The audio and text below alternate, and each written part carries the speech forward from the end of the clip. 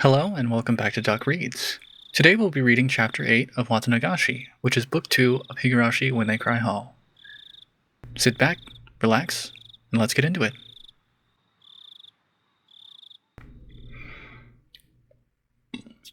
I let out a great big yawn. It was like morning had arrived just as I got to sleep. As Mom set up breakfast, she gave me a pained smile. "What's the matter, Keiichi? What time did you go to sleep last night?" "Well, I wanted to go to sleep at midnight, but I had some trouble with that." "You were probably all worked up from the festival." "No, that's not it. Crunch, crunch." I crunched down hard on the pickled radish to hide my embarrassment.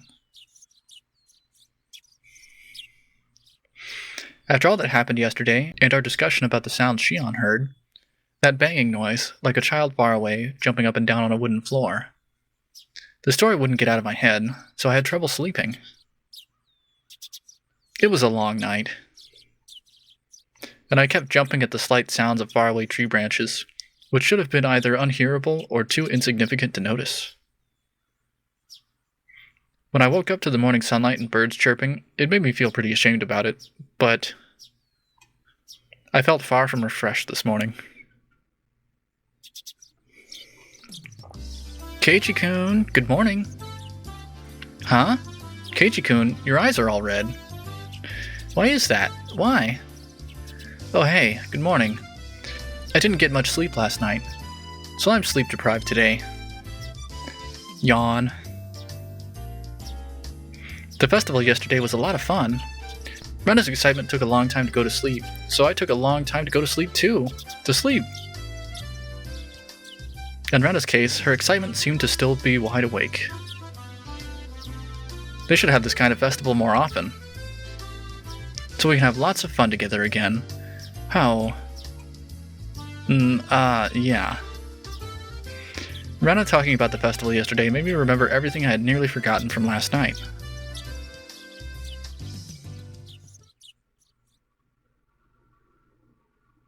The inside of the ritual storehouse had been so utterly different from the relaxed, bright, everyday life of Hinamizawa. All those stories that Takano-san told me too. The mysterious incidents that occurred on the day of the Watanagashi festival every year. The strange incidents where one person would die and one would disappear. The old stories of Hinamizawa, flickering like a candle behind them. The numerous and horrifying traditions of Onigafuchi village. The villages with demon blood in them. The terrible, cannibalistic feasts. The poor sacrifices kidnapped from human villages, victims of the Onikakushi. To quell the rage of Oyashiro-sama, the ritual involving living sacrifices. There are also many, many others. There were so many stories that just remembering them put me in a foul mood. Most of them weren't fiction either. They were true. We didn't need to fear them just because they were real, though, since it all happened so long ago. Such a very long time ago.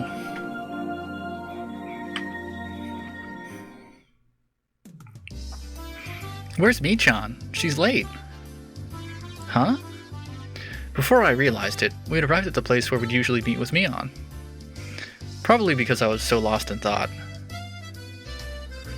We agreed that if she isn't here by now, we could just go on ahead, right? Should we? Mion being late wasn't too rare an occurrence, but today she was unusually late.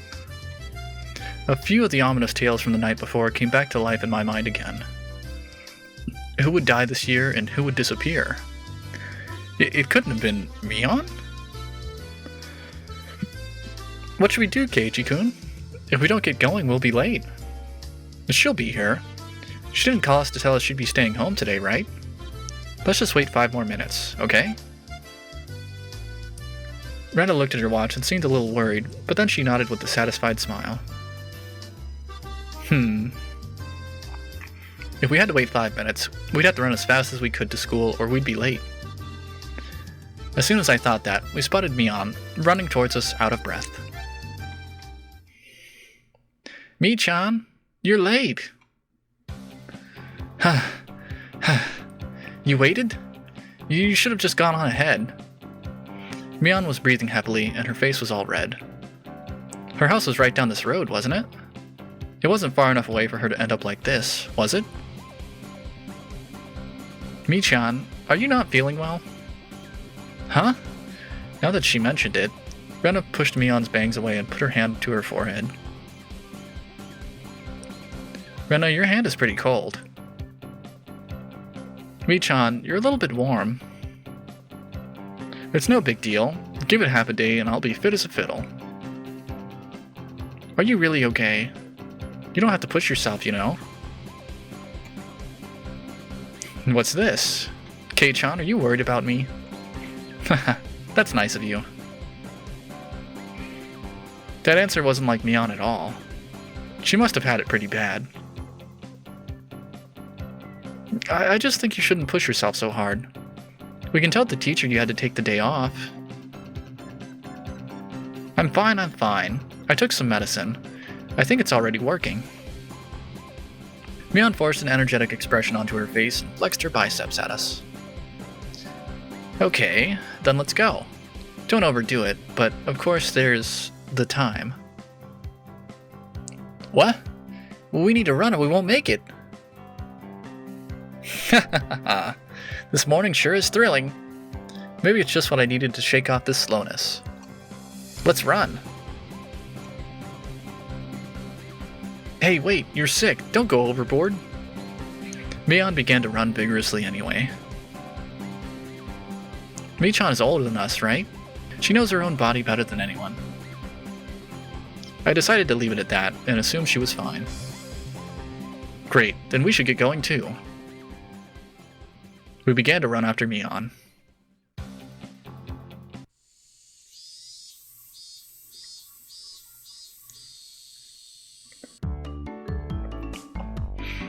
The school looked the same as always.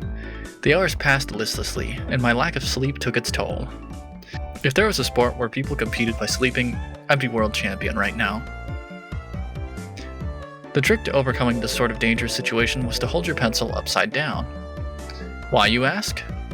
So you don't draw strange patterns all over your notes while half asleep. If you were holding your pencil upside down, that wouldn't happen, would it?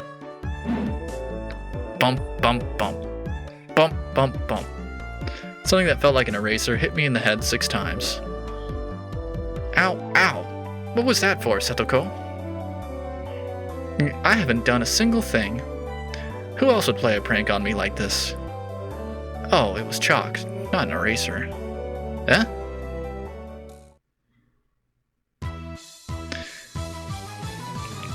Behind me, like a female outlaw might hold razors, was the teacher's shadow, holding 3 pieces of chalk in each hand. Rumble, rumble, rumble. My Buttercoon, go and wash your face. Right, gladly. That alone was enough to wake me up, but I flew out into the hallway, as if shoved out by the pressure exuded by the teacher's sheer power.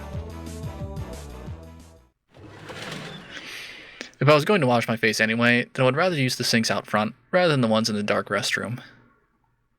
Thinking that, I left the hallway and went to the entrance.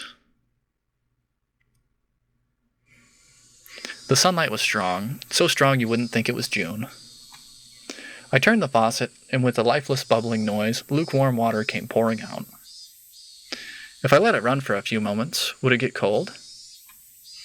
I looked at it absent-mindedly for a little while.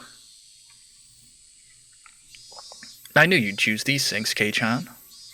The ones out front just feel better, don't they?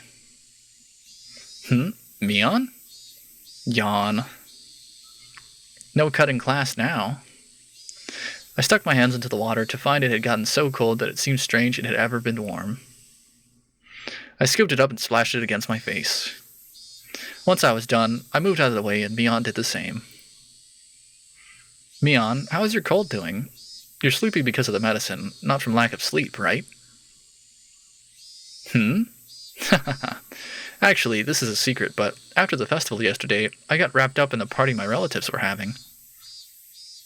And, well, I had a bit. A bit? She made a gesture like she was tilting a cup into her mouth. Which means you didn't have a cold or anything. Are you hungover? How old are you? Give me a break. I really don't feel well, you know. I suppose she'd be feeling lousy either way. Still, you treat colds and hangovers in completely different ways. I was worried over nothing. Man, I guess that's just like you, Mion. Mion scratched her head, a little embarrassed. She didn't seem to be feeling well, but now that I knew it was a hangover, I didn't need to worry too much. It would go away with time, after all. Oh, but my head is really pounding, so the teacher told me I should go home early. Ah, you cheater. So are you going home now, Mion? Now that I looked again, Mion had her bag with her. She must have been on her way home. Yep, I feel bad about it though. I'll get some rest at home like a good girl. Sorry I can't make it to the club. Would you take over as leader for today, Kei-chan? I don't know if that will happen. We have that unspoken rule where we don't do the club unless everyone is there, don't we? We never did it when you had to go to your part-time job, did we? Mion laughed wryly, saying we didn't need to worry about her. No matter how much fun we have, though, I think that guilty feeling about friends who can't share in it is the sign of a really fantastic friendship. In that sense, the club Mion has created is a wonderful thing. As I thought about it, the moisture on my washed face dried up. I suppose we were talking too much. If I didn't get back to the classroom soon, I could get in trouble. Okay, later. I'm going back. Be careful on your way home. Don't wobble into a sewer or a brook, got it? I left it at that, turned around, and started heading back to the classroom. Oh, one more thing, Kei-chan. Mion stopped me, and I turned my head to listen. What's up? This may sound weird, but don't think too hard about it. Well, that depends on what it is. Last night, near the end of the festival, did you see Tomitake-san or Takano-san anywhere? I suddenly tensed up. You know Tomitake-san and Takano-san, right? You remember, Kei-chan, when the four of you were talking during setup the day before? If I could, I wanted to forget about sneaking into the storehouse that night as soon as possible. So hearing the names of the people I was with at the time really got to me. Besides that, though, why was Mion asking me a question like that? I ended up staring at her, unable to answer immediately. Was she asking to see if I had seen them or not? Or was she asking the question knowing that I had?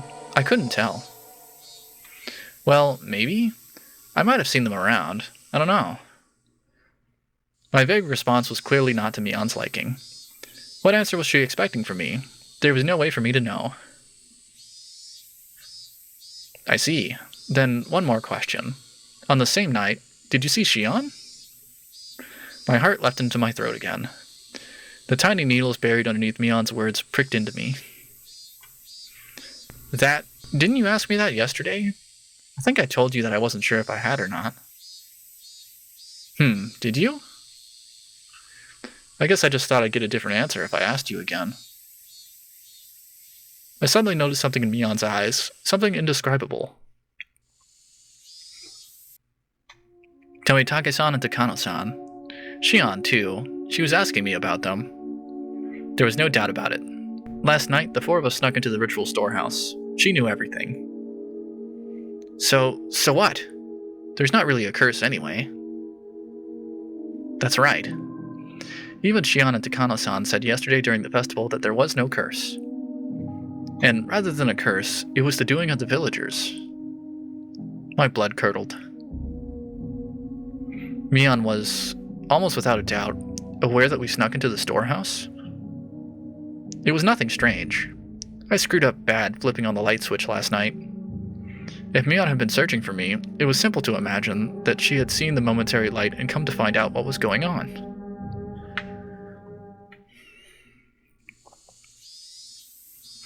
Did you really not see her? Well, why are you so intent on knowing if I did or not? It's not important.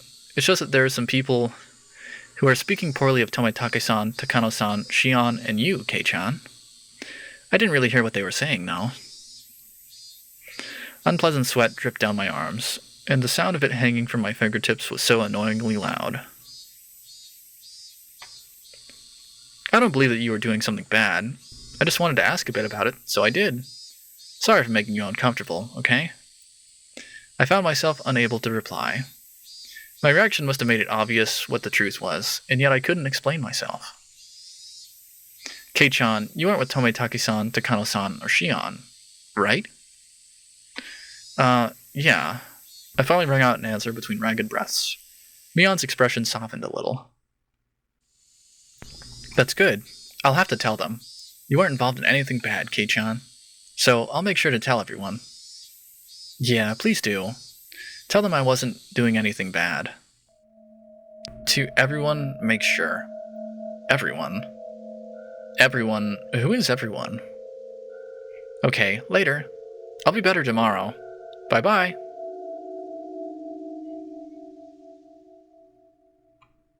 Wait, Mion. What do you mean by everyone?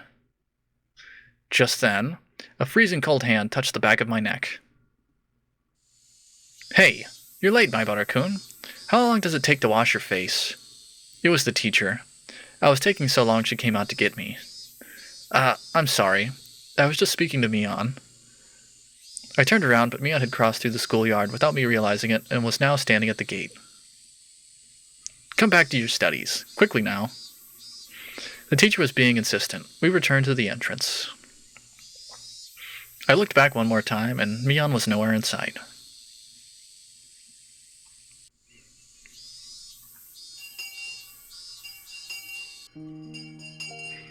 Keiichi, you haven't seemed well all day. It's clearly because you had far too much fun yesterday. I don't want to be told by the one who got lost. Your face was all red and you were nearly crying.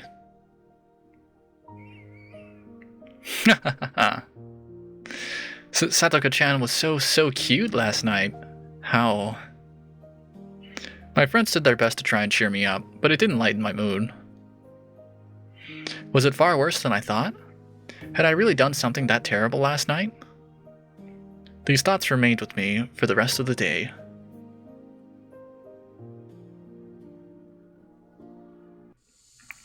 Bye, Keiichi-kun. I'll see you tomorrow. By the time I realized it, I was in front of my own house. Michan had a cold, right? Could you have a cold too, Keiichi-kun? Could you? Huh? I'm fine. I may look scrawny, but I've never missed school because of a cold. Both you and Michan didn't look so good today, though. Thanks for worrying about me. I'm fine. Idiots don't catch colds, remember? Rena smiled, then waved to me and left. Whew. With my shoulders bobbing up and down from breathing heavily, I entered the house. As soon as I got back in, Mom called out to me. What?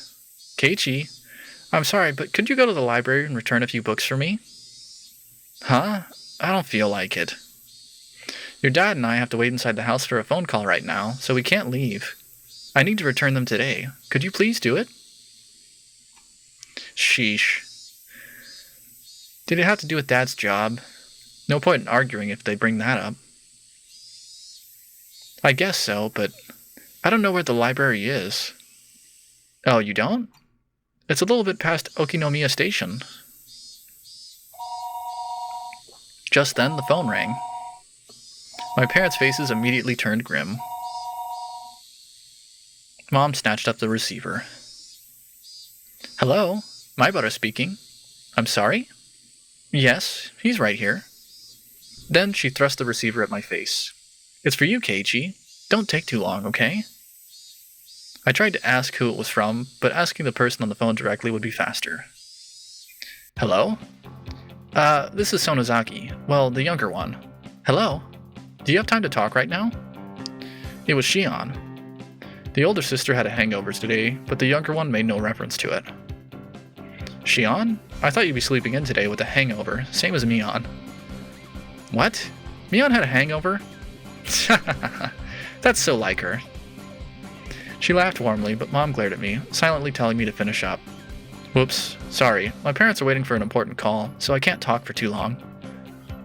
What do you need? There's something I wanted to talk about, but if we can't talk long, I guess that's that. She sounded a little disappointed.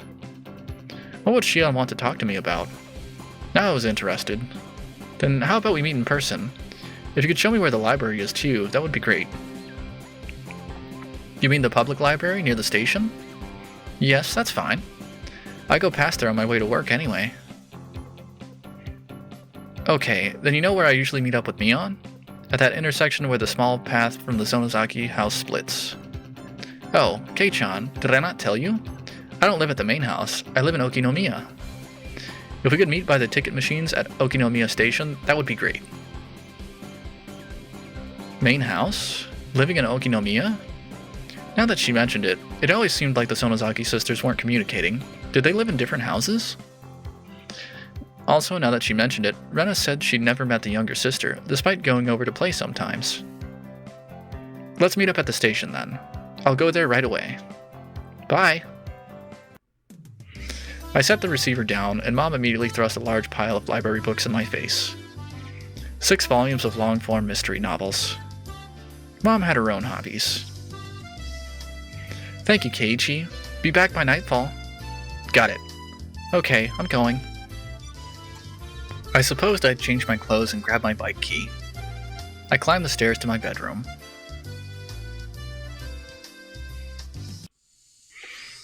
Shion had been waiting for me already, so meeting up was a smooth process. Wow, Mion never keeps her appointments. I mean, honestly. Making my sister the standard for everything will get you into trouble. Shion seemed a little unsteady too. She was drinking with Mion last night, wasn't she? You were drinking last night too, weren't you? Don't try and hide it. You definitely went home from school early. Ooh, too bad. I've been at home all day in the first place. I'm smarter than Mion, after all. Hey. I don't think you can call playing hooky smarter. You should finish your errand first. We don't have that much time. We're going to the library, right? Yeah, thanks. My mom had to return some books by today. Is the library far? No, it's really close by. As she said that, we spotted the signboard for the library almost immediately.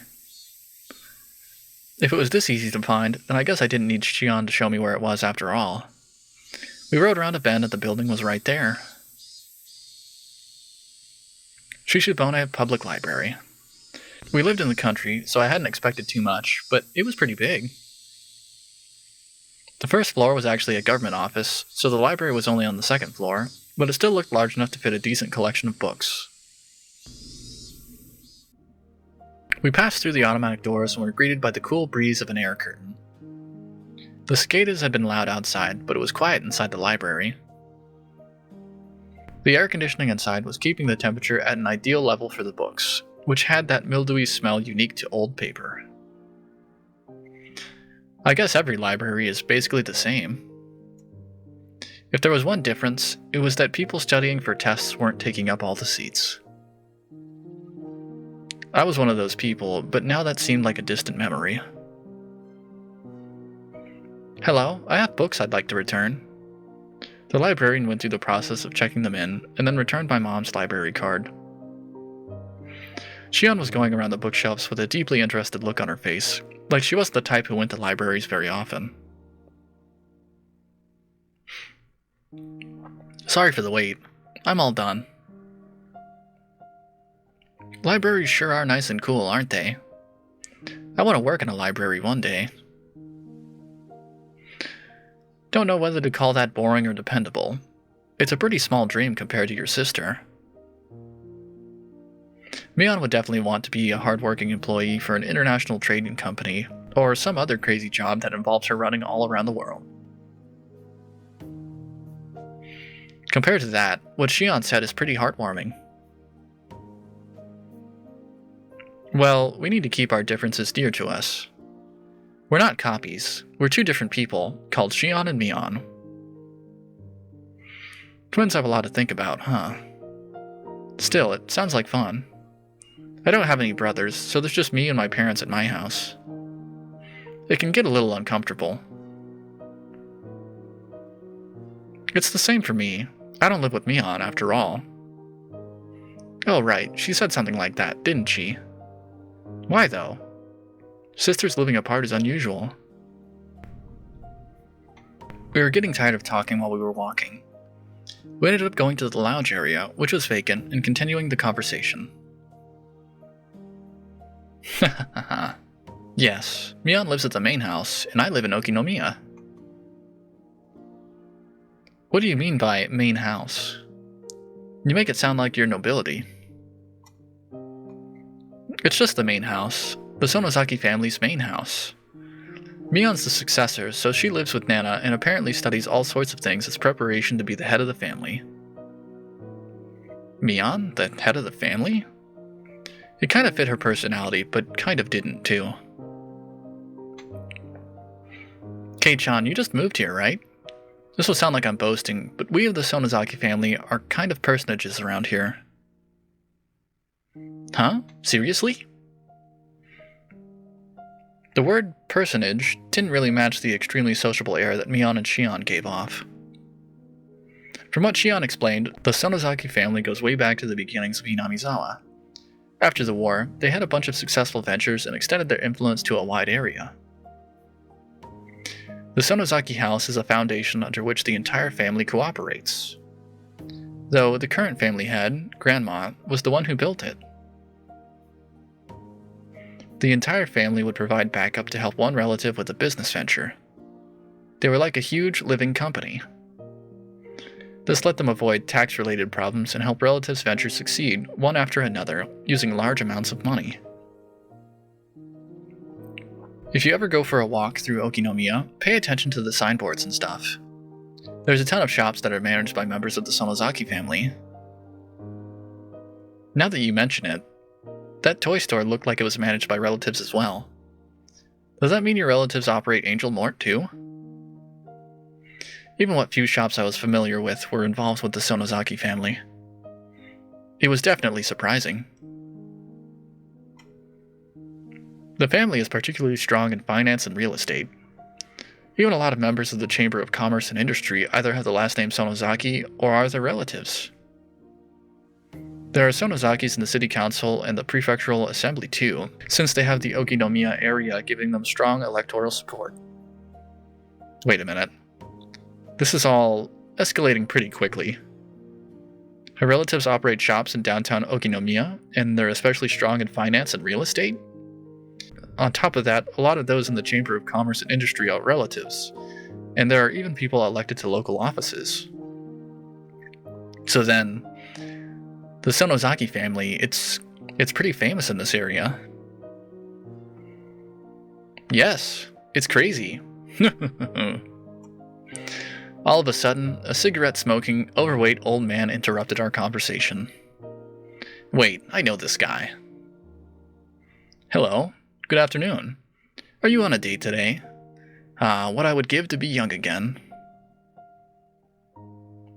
If you thought we were on a date, then why are you bothering us? Oishi-san. That was it. It was Oishi-san, a police officer. I thought it was this person who came to my rescue when I got involved with those delinquents before. Now that I thought about it, Mion didn't seem to like him very much. No, I apologize. I heard a familiar voice, so I came over to see. Oishi-san laughed coarsely, not showing any sign of giving up. As Shion watched him do so, I didn't feel the same sense of malice from her as I had from Mion. Maibara-san, right? You're one tough guy. Two-timing the Sonozaki sisters, are you? No, I'm not two-timing anyone. I turned around to look at Shion and plead for help, but she grinned and maintained her silence. Her gaze wandered. She looked at the clock. I'm sorry, Kei-chan. I really need to get to my job. Huh? Oh, did you? Wait, didn't Shion have something to talk about today? Now this weird man is here, though. Yep, I'll see you later. Oh, I'll give you a call after I'm done. It'll be okay to call at night, right? Yeah, probably okay. Then I'll talk to you later tonight. Bye. Shion left so fast she was practically running. Oishi-san was waving at me with a grin. I felt like I'd been left here as bait so she could get away. Maybe she was lying about having to go to work. You're quite the big shot, being so close to the Sonozaki daughters. Maybe I should rethink how I talk to you too. Oishi-san put a coin into a vending machine as he said something a bit appalling. Is iced tea okay with you? Do you want milk in it? Huh? Oh, no, I'll put some in then, alright? Here you are. He handed me a cup of tea filled to the brim with ice, as I looked on absent-mindedly. I don't think I'm obligated to have a guy like this buy me a drink, but he did get it for me, so I'll thank him. Was Oishi-san just killing time? We didn't know each other well, but he still engaged me in conversation about all sorts of dumb things. When I thought back to how I talked with Shion, this seemed like a total disaster.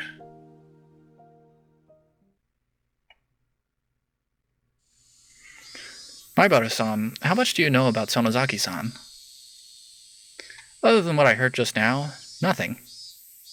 Until then, I hadn't known anything about either Mion or Shion other than the fact that they were interesting. I really did only just learn that she was the daughter of some prestigious family. The Sonozakis are a Yakuza group with this entire region under their thumb. Plus, her father is a high-ranked executive in the blank-blank Yakuza Association. Did you know that? What? An executive? Have you ever seen where Shion-san lives? It's the very picture of a gang boss's house, protected by high walls, barbed wire fence, and security cameras. If you have the chance, you should go and visit her. She'd mentioned Mion being a successor, but to a Yakuza group? No. Not at all, not at all. A boring old Yakuza group isn't the only thing Mion Sonozaki-san will inherit. She's inheriting the Sonozaki family itself. I'll leave it to you to mull over what exactly that means. Oishi-san had spoken lightly about all this from start to finish, but what he was saying wasn't light in the least. It was abrupt and unbelievable.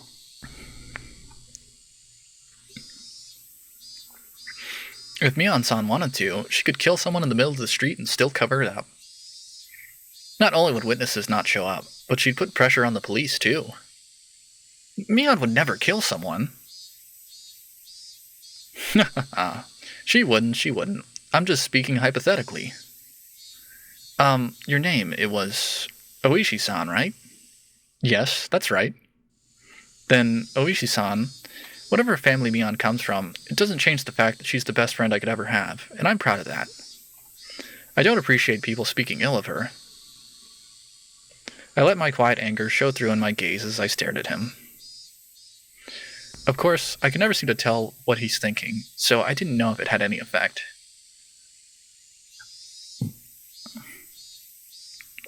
Then let me be frank. If Mion-san was suspected in a handful of incidents, what would you think? Suspected? Incidents? You can't just say terrible stuff like that on a whim. Then it would be a misunderstanding, of course. Mion may say some dangerous things, but she's not the kind of person who would do something so awful. Maibara-san, keep your voice down. We're in a library.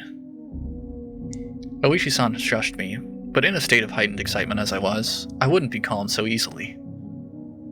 Please, calm down. As I said before, the Sonozaki family holds a lot of power in this region, for better or worse.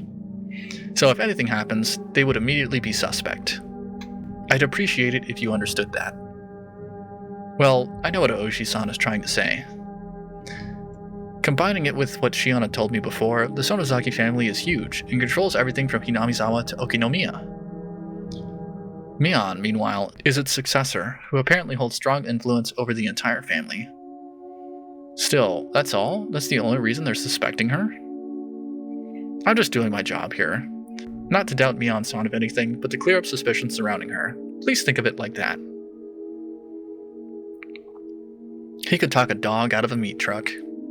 He was the definition of a shrewd, unfair adult. At this point, I began to think that it was no coincidence I'd met him. Oishi-san, do you need something from me? Yes, I do. Keiji Maibara-san? He answered in an absent tone of voice. Mion's being suspected of something, and you came to hear it from a friend of hers. Me. Is that it? No, that isn't it. I didn't come to talk to a friend of Mion Sonozaki-san. I came here to talk to Keiichi Maibara-san. It would probably have bothered you had I visited your house. To me? What do the police want with me? Having realized this faked coincidental meeting had me as its target, my mood immediately turned foul. You don't need to be so tense. Calm down and just answer a few questions. Am I being questioned? Let's call it a chat with a guy you happen to run into. Oishi-san freely suggested that I relax. That said, behind his eyes was a light, which I could see sometimes, that was sharp as a hawk. If I tried in vain to run away, he might actually take me in and bring me to an interrogation room or something. That was an undoubtedly unpleasant thought. You had a roaring good time at the Watanagashi festival last night, didn't you? Don't beat around the bush, please. I can't do small talk right now. Last night, during the festival... Did you see Jiro Tomataki-san and Mio Takano-san? Gulp. I could plainly feel myself give a start. Where did I put those pictures? Oh, here they are. He opened a small notebook and removed 2 photographs. I didn't have to look. Well, who knows? I might have seen them around. I don't remember. I was asked the same question for the second time today. I gave the same answer for the second time, too. Your memories are blurry? You couldn't have possibly been drinking or anything. Here, too, I got the same answer as I had from Mion. I realized he wasn't taking my vague reply well. Why is he asking me the same thing Mion did? The dark feelings I had nearly forgotten due to my conversation with Shion came rushing back in a hurry.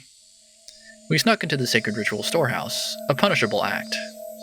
It was on a tiny impulse. While it may not count for much now, I do feel sorry about it. I'll ask you again. Did you see Jiro Tomataki-san and Mio Takano-san at the festival last night? His tone was soft, but there was a dreadfulness in his voice, clearly different from the first time he asked. I'm scared. That was exactly how I felt. Even if you repeat the question, my answer won't change. I don't really remember. There wasn't any better answer I could give him. I didn't have the balls to say I didn't see them, nor the courage to admit I had. I see. I just thought that maybe I'd get a different answer if I asked a second time. I'm too scared to look Oishi-san in the eyes. I'll change the question. Come, Maibara-san. Relax. Oishi-san grabbed my shoulders and squeezed them, as if trying to give me a massage. It mostly just hurt, though. Still, why would he ask the same things as Mion? If he's asking the same things, then the next question must be... On the same night of the festival, did you see Shion Sonozaki-san? Clatter, clatter, clatter. I wondered what that sound was, and when I looked down, I saw that it was the unmelted ice in the cup I was gripping in my hands. My hands were trembling, rocking the ice back and forth. Realizing that, I hastily put the remaining ice in my mouth and crunched down on it. Sorry. I may have seen her, but, well, you know, she looks just like Mion. I might have just mistaken the two. But that can't be. Suddenly, Oishi-san grabbed both my shoulders and hunched down to give me a level stare. This must be what it's like to be a deer in the headlights. I wanted to look away, but I can't. This is the first time I've experienced such a piercing stare. Mion-san and Shion-san wear completely different clothing. You wouldn't mistake the two so easily, I would think. Maibara-san. His voice was harsh. Harsh, the same as when Mion said it. I could feel my heartbeat quickening. When I realized he could feel it through the hands on my shoulders, I got even more scared. Why are Mion and Oishi-san both asking about last night? Was sneaking into the storehouse so bad? Ugh. I shouldn't have let Takano-san talk me into it. Tomataki-san casually said to check it out too, so... Even Shion, if she hadn't encouraged me... No, I understood. I was the one most at fault here. I shouldn't have let my curiosity get the better of me. I shouldn't have gone into the forbidden storehouse. Oishi-san, I think that's our cue to get out of here.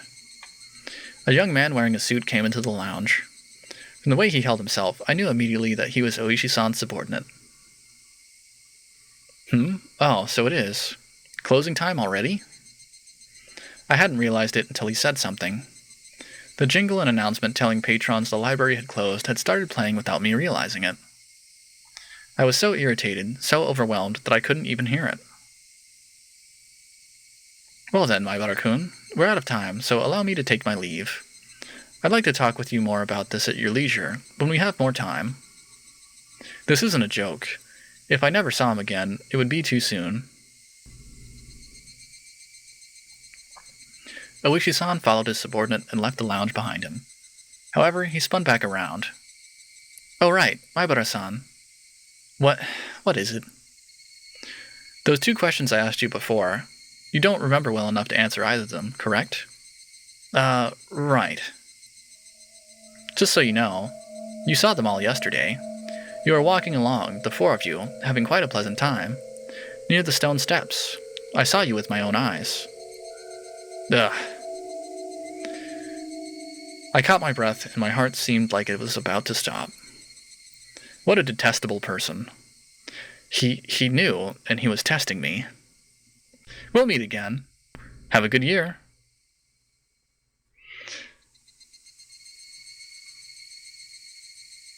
I sat there like a rock, unmoving, until I could no longer hear the clacking sounds of their footsteps.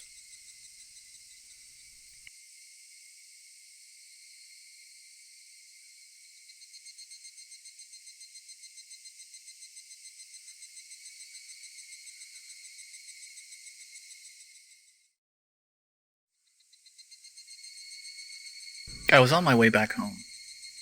The cries of the Higurashi accentuated the already lonely evening. More time had passed than I thought. The orange of the dusky sky was being chased down, little by little, by an indigo color approaching from the east. Exhausted from the slow climb towards Hinamizawa, without even noticing, I'd gotten off my bicycle and was pushing it uphill.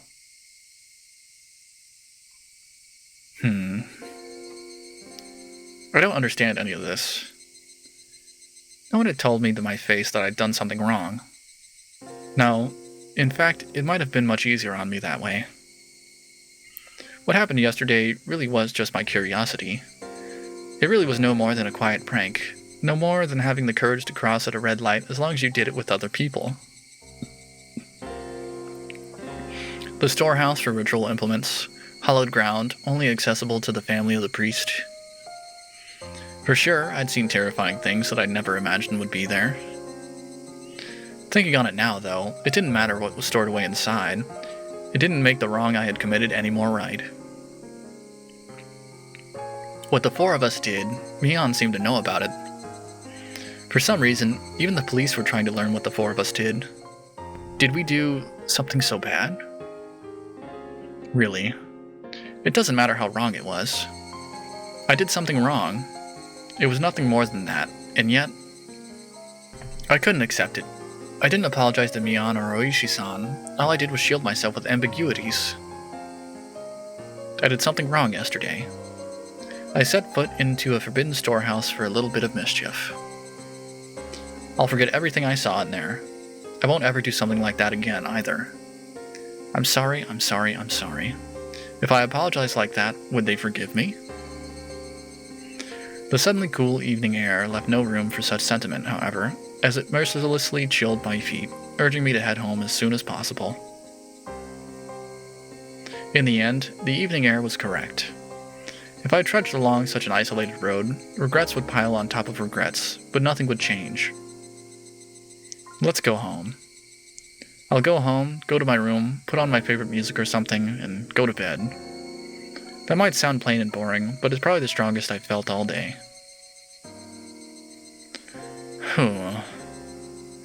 Now that I've made a decision, there's no point in dawdling in a place like this. I sat back on my bike. I pushed hard on the pedals. I rapidly advanced forward. I steadily gained speed. The wind was cutting and mercilessly cold, but it actually felt good, as if it were softly punishing me.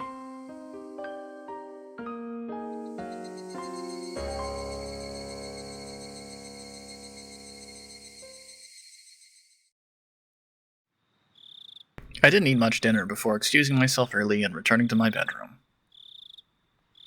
My mom called me from downstairs. Keiichi, you have a call. It's from Sonozaki-san. Sonozaki? Was it Mion? No, it was Shion. I just remembered. She had something she wanted to tell me today. Oishi-san had interrupted us, so she didn't get the chance. Shion had said she'd call tonight. Hello? Is that you, Shion? Hello. Ran into a bit of trouble today, didn't we? She said it so plainly that I got a bit annoyed. She was the one who left me there and ran. Don't say that. I gave you the signal to run away with me, didn't I? You just sat there looking dazed, Kei-chan. I wasn't dazed. All of a sudden you left me there, and after that I had to put up with that Oishi guy for ages. Don't complain to me about it. I can't believe she passed it off like that. She looks just like Mion, and yet inside she's this different? I got a little irritated at myself when I realized I was, somewhere in my mind, hoping for the same reaction I would get from Mion, even though she's a different person. Sorry. Next time I'll run away first thing and leave you there. Hey, it's ladies first. Ha ha ha. Shion laughed refreshingly. When I heard her voice, I realized that she wasn't really that angry or anything. It was just as she said. The cause of my temper was because it was my own fault for not leaving immediately. I'll stop blaming it on others. Blaming it on others would be... Anyway, you had something to tell me, right? Oh, yeah. I mean, if you already know, then it's not something that bears repeating. Do you already know? Shion lowered her voice suddenly, as if she were glancing around. I had no idea what I could already know. Sorry, but I have no clue what you're talking about. At least give me a hint. So that means you don't know. She seemed to take my stupid-sounding question as evidence. However, her voice didn't sound disappointed or exasperated in the slightest. Actually, it was about last night, during the Watanagashi festival. My entire body jolted as I was assailed by a terrible feeling. Is Shion going to ask the same thing? Hello? Kei-chan, are you listening? Yeah. I am. What about last night? The four of us went in there, right? She didn't beat around the bush. Whether or not I wanted to admit it, that was the actual, honest truth, and I couldn't act like it hadn't happened. Then, after that, we walked away together, and then went our separate ways near the stone stairs, right? Takano-san and Tomatake-san went to the stream, and you stayed there, Kei-chan. I went over to see some relatives. Yeah, why do you ask? We won't make any progress if we keep asking each other questions, so let me ask this question first. Okay? You mean, did I see Tomatake-san and Takano-san last night? Huh? Oh, yes. Did you see the two of them after that? I'd be lying if I said I wasn't surprised. This is the third time I've been asked this question today. Why? Why? What the hell was going on? Why? Why are you asking me that? No, Kei-chan, I'm asking the question. Please answer me. Did you, Shion? If you answer first, then I'll answer. My shabby response betrayed how scared and small I felt now, after everything that had happened today. Shion didn't say anything for a few moments. Just as I was beginning to think I'd really put my foot in my mouth with that response, she finally answered me. Of course I didn't see them. My relatives were with me, and they can vouch for that. I didn't see them either. People can vouch for me too, like Mion, Rena, and everyone else. Now that we knew our answers matched, she let out a sigh that sounded more relieved than anything else. Thank you for answering me honestly. Okay then, I'll tell you. Apparently, last night, Takano-san and Tomatake-san died. Sorry, Shion. What was that you just said? Apparently, last night, Takano-san and Tomitake-san died. Takano-san was found burned to death. Tomitake-san was, well, it looked like a suicide. I found out this morning. I heard my dad talking to a relative on the phone about it. Late last night, a police car on its way back from the festival security duty had discovered Tomitake-san lying in the middle of the road heading toward Okinomiya. He had clawed out his throat and died. What? He clawed out his own throat? That bright, cheerful Tomitake-san committed suicide? That can't possibly be right. The police did an autopsy. He did it with his own fingernails. He scratched at his throat so hard that he ruptured his blood vessels and bled out. He died in a pool of his own blood. That's what they said. I've never heard of such an insane suicide. You can't just scratch open your own throat like that. I realized I was yelling too loudly, so I lowered the force I was putting into my voice. I didn't want my parents to hear me, so I switched to the cordless phone and ran up to my own room. Sorry for yelling. So? Was Takano-san, was that a suicide too? In her case, it's a little unclear.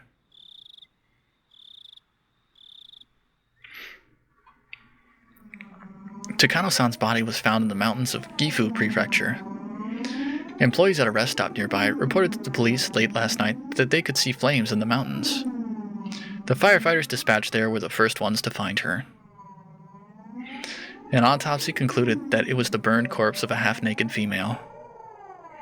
They initially considered the body beyond recognition, but directly after, there was a request for a dental comparison from the XX Prefectural Police Station in Okinomiya, and the results concluded that it was Mio Takano. The cause of death wasn't confirmed, but it was highly likely to have been a homicide, since she was in her undergarments and her clothes were nowhere in the area.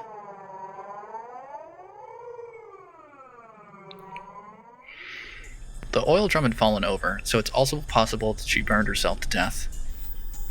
It couldn't possibly have been suicide. If you're going to die, there are plenty of easier ways, aren't there? This can't be suicide. That's what I think. It's unthinkable that Tomitake-san would kill himself too. After the two of us rattled on at each other, there was a silence as we paused to catch our breaths. And as we calmed our nerves, right then, I understood what Shion's story actually meant. I think it will end up being Oyashiro-sama's curse. We all did more than enough to deserve it, after all. Deserve? You've got to be kidding. It's not like Shion wanted to see it with me. I just went along with her. I tried to say that, but I fell silent. Nothing would come of me blaming others. It didn't matter how much everyone else encouraged me. I could have put my foot down. I lost my own half-assed sense of adventure and agreed to go in with them. Yes, it was my fault and no one else's. Shion, last night, when we snuck into the ritual storehouse, did you predict things would turn out this way? Of course not. I mean, I thought it was pretty risky, but I never even dreamed something like this could happen. Shion's words were probably her true feelings. She knew she could get in trouble if we were caught, but that was the thrill of this little adventure. It was the same for me. Besides that, Kei-chan, think about it for a moment. Didn't Oyashiro-sama's curse turn out a little strange this year? It was already plenty strange, seeing as how Tomitake-san and Takano-san died like that. Given all that, what could possibly be stranger? I mean that they found two corpses. Remember what I said? Every other year, one person would die, and one person would disappear. This year, it's the first time two people have been found dead. That may be true, but that's not a huge deal, is it? It is, Kei-chan. Think about it harder. Listen, if two people died because of Oyashiro-sama's curse, then in order to quell Oyashiro-sama's anger, two people would need to be sacrificed. Is that how it works? So what? Tomitake-san and Takano-san died, so now two people are going to go missing this year? I don't understand why, but when I said that, I felt my spine freeze. I don't think anyone's been confirmed missing yet. I think that those two people have yet to disappear. Shion, like me, was obviously getting the same feeling crawling down her back. Two people have yet to disappear? Shion didn't answer. I couldn't say any more than that either. A chill crept in through my clothes and tried to wrap a fist around my heart, cold hands feeling about in my chest. Neither of us could say anything. Tomitake-san opened the lock, and he died. Tokano-san exposed the ritual storehouse, and she died. If two more people were to be sacrificed, then they would be none other than the ones who entered with them, none other than us. No, this has gotta be a joke. I wanted so much for her to pass this off as a joke, even now. That, though, was such an incredibly difficult and selfish request. If Tomitake-san and Takano-san had died in a common way, like a car accident, I could tell myself it was coincidence. Instead, he clawed out his own throat, and she burned to death, drowned in oil in the mountains. The two deaths were so out of the ordinary that I couldn't possibly dismiss it as mere coincidence. It was as if, in exchange for sneaking into the ritual storehouse, there must be someone punishing us, some sort of cruel will working behind the scenes. Even so, I still didn't want to accept that terrifying truth. If I did, then I would have to acknowledge that a horrible crisis was growing near for Shion and I. That's why I argued against it. I argued knowing I was running away.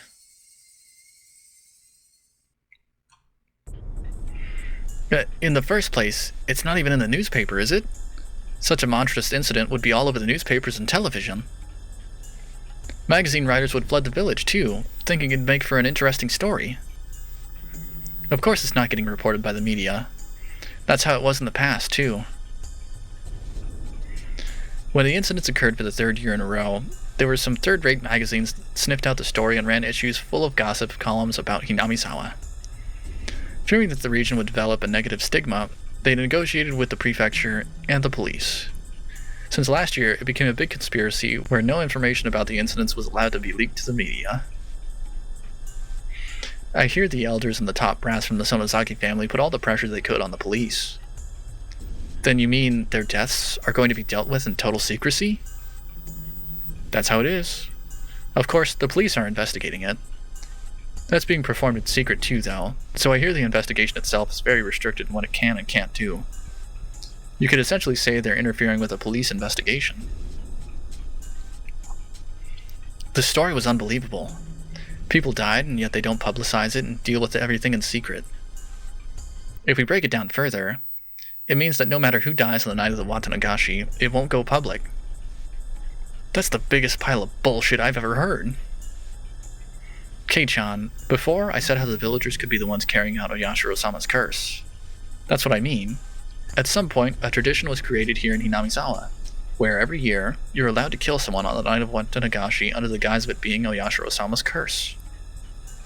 When someone dies on the night of the Watanagashi, it turns into the curse of Oyashiro-sama. The curse turns into the serial murder incidents. In order to avoid exacerbating the negative stigma surrounding Hinamizawa, those incidents are dealt with in secret. That's insane. Dead and missing people turn up every year.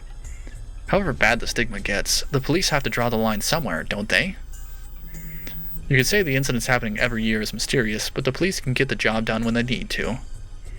After all, the incidents always get resolved individually. It doesn't end up being a string of incidents, you know? It just so happens something unfortunate happens on the night of the Watanagashi every year. That's all it turns into.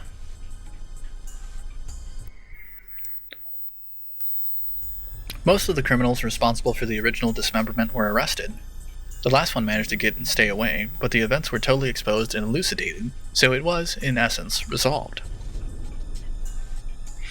The dam supporting couple who died in an accident on the second year, that was an accidental death, plain and simple. They made a lot of investigations into the possibility of it having been a homicide, but they didn't turn up anything. It ended up as an accident. It was resolved. On the third year, the priest fell ill and passed away. There were doctors present at the hospital at his deathbed, and they all had trustworthy medical certificates. They even did an autopsy. It concluded that it wasn't homicide. That was resolved too. On the fourth year, the sister-in-law of the dam-supporting couple was murdered. The criminal was an abnormal man with a history of regular psychostimulant usage. He confessed that he thought Oyashiro-sama's curse was so interesting he wanted to try it out. The criminal died of an accident while imprisoned, so this incident was essentially resolved as well. That's right.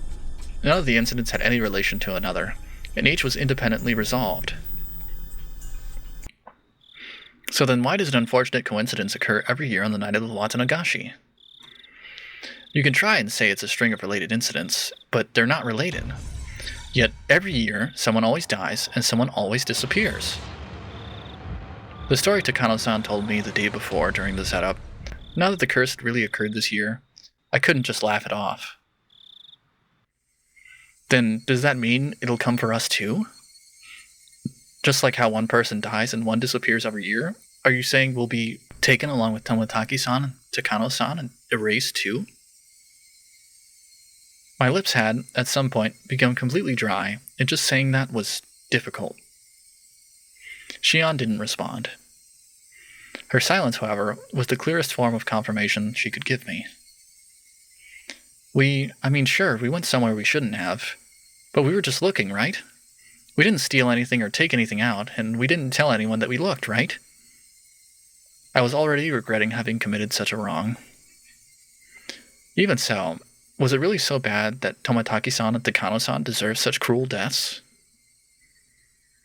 Besides, I didn't care about anything I saw in there at all. Takano-san was the only one getting so happy over it, wasn't she? Takano-san was the only one at fault. Yeah, I don't have anything to do with this. I'm not interested, I'm not involved, I don't give a shit about what was in there. I knew saying so wouldn't solve anything. I could feel myself, my cold self, in the innermost depths of my heart, disgusted at my pointless howling. However, my emotions had broken through the dam and I couldn't stop them anymore. I didn't have any interest in any of this from the start, damn it. All I wanted to do was watch Rika-chan's performance. You were the one who pulled me away from that, weren't you, Shion? I don't give a rat's ass whether those two were trying to steal something or try to meet up secretly or whatever. That's right. You're the one who made me go in there in the first place, Shion. You were all, Kei-chan, you need to see what's inside, and you convinced me and then pulled me in. Why the hell did you do that? I didn't have anything to do with this. What will you do? What are you going to do, damn it? How are you going to take responsibility for this? Huh? Hey, are you listening? Ah! Click. Without any warning, the phone cut off with the soft sound of a receiver being slammed down. Shion was just as terrified as I was, and I just said some really self-centered things. My riled-up emotions disappeared as if they'd never existed, and in their place surged waves of deep regret at having run my mouth so irresponsibly. I could try to call out Shion's name from beyond the disconnected phone, but it was too late.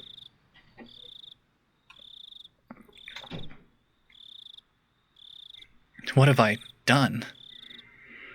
Shion was only trying to tell me as much as she could about this thing about to descend upon us.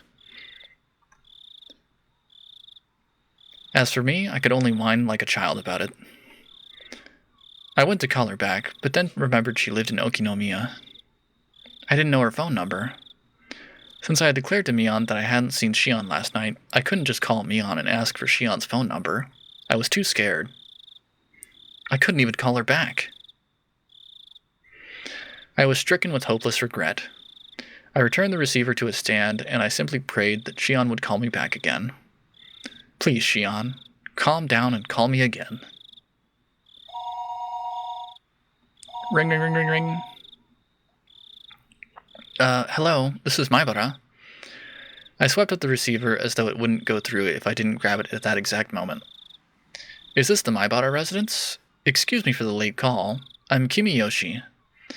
Is this the head of the household? It was the voice of a middle-aged man. All my hopes rushed out of me. No, it isn't. If you need Dad, I'll go call him. I went to put the receiver back down, but the man stopped me hurriedly. Oh, no. If he's busy, then it's fine. This may be a strange question, but is my old man paying you a visit? No, nobody's here at the moment. I see. Again, I apologize for calling you so late at night. Goodbye. Clack.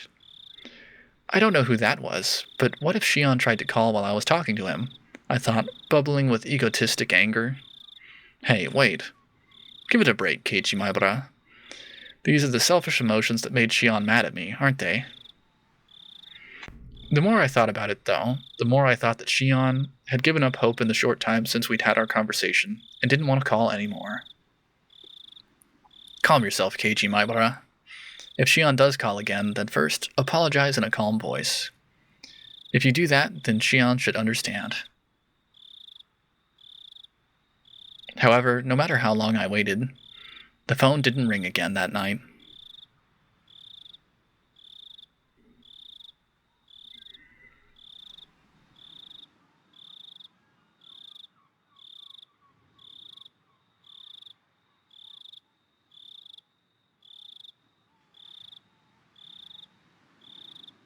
New tips from the scrapbook 6, from the scrapbook 7, and then late night phone call. But that is the end of chapter 8. Let's go ahead and read the tips, then we'll end the episode. From the scrapbook 6.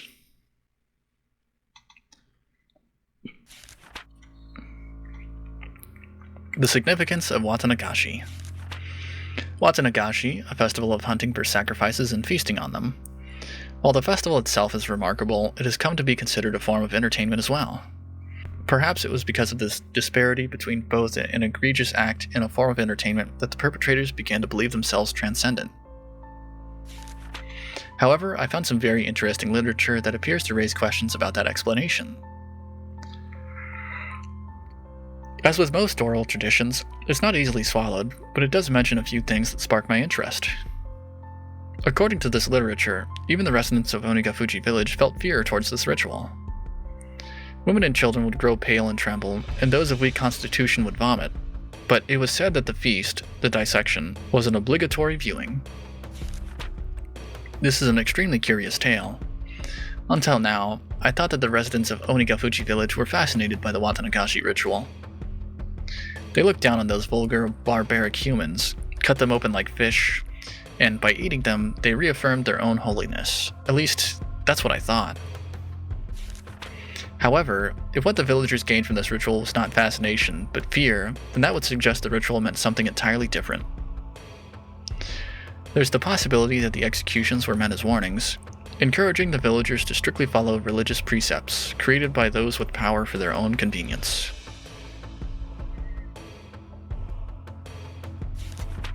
Onigafuchi village has been effectively ruled over by 3 old families, called the 3 families.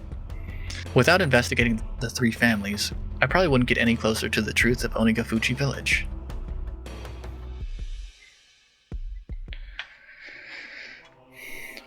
From the scrapbook 7.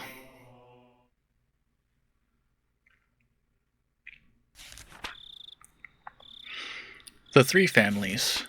The 3 families refers to the 3 old families who effectively came to rule in Onigafuchi village. To break it down, there was the Kimiyoshi family, the Furude family, and the Sonozaki family, and each of them still exists today. Though they don't have as much control as they did in the remote past, they still hold considerable influence today. The 3 families are considered by legend to be those in whom the blood of the swamp demons runs the thickest. The Kimiyoshi family. The Kimiyoshi family appears to have held great power as the head of the 3 families, but it doesn't have that kind of leadership today. The current mayor of the village, Yoshichiro Kimiyoshi, is from this family. The fact that members of the Kimiyoshi family are elected as mayor every generation is thought to be a remnant of the old system. Of course, as no rival candidates appear, it doesn't change the fact that the Kimiyoshi family holds the mayoral office even through popular elections in the post-war era. The Furude family. The center of the village's faith since ancient times, the Furude clan has guarded the sole shrine dedicated to Oyashiro-sama. They were worshipped as the only people to represent the voice of Oyashiro-sama for a long time, but the family branched off after the war and lost most of its power. It now consists of only the main house. The main house, as well, presently consists of only one daughter, Rika Furude, so the lineage may end in this generation. There is apparently an old tradition of honoring females of the Furude family, so the only daughter, Rika, is the subject of much respect among the elderly of the village. The Sonozaki family. It's said that this family had a certain police-like role of protecting the religious precepts of Onigafuchi village. Of the three families, their relatively weak position can be seen from me putting them here last. Of course, today, the Sonozaki family is flourishing, and the state of affairs among the three families has completely reversed. Even now, one could say that they are in control of Hinamizawa. The three families conferring with each other is similar to the old way. The current head of the Sonozaki family, Oryu, essentially decides all of the goings-on in the village by herself.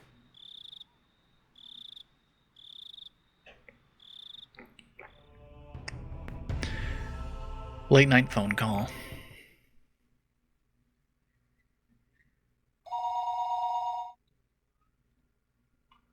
Excuse me for the late call. I'm Kimiyoshi. Is this the head of the household? Yes? No, not at all. Thank you very much for that. Yes. Well, you see, I do apologize for calling at this hour, but I was wondering if our old man was visiting you at the moment. You got that right. Yes. Once again, I'm very sorry for calling so late. Goodbye. Click. So? No good? I'm not sure what to do. He may be passionate about it, but he always at least gives us a call. You called everyone he plays Go with, didn't you? Bring. Hello, this is Kimiyoshi. This is Sonozaki. How did it go? Have you found the mayor? Oh, Mion-chan. I called everyone I could think of, but I came up with nothing. We can't find him. What do I do? Where could he be idling about? I put a word in with a bunch of people who might have an idea, but nobody did. I asked Nana about it, and she said we should get the men of the village together to search for him. At this hour? I mean, it's not like he's definitely gone missing. Watanagashi just happened. She thinks we should be a little more cautious. If we still can't find him, then we'll notify the police tomorrow morning. Whether or not we find him, though, we should refrain from making any false accusations. Oryu-san said that? Yes. If you can't trust her without hearing her voice, then I can put her on for you. No, that's fine. I understand. We'll get the men together and search. If we still can't find him, then we'll notify the police in the morning. She'll leave it to you to organize the men. I'll be there as well, as Nana's representative. Thank you. I'll get everyone together immediately. Thanks. I'll talk to you later.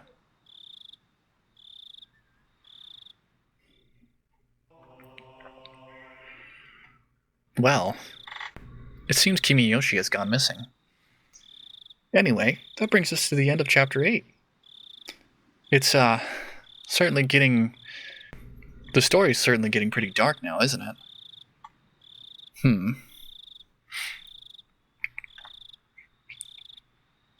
Anyway, that's going to be it for this episode. I do hope you enjoyed. If you did, make sure to leave a like, comment, and subscribe. That's all I've got. You all have a good day, and I will see you all later. Goodbye.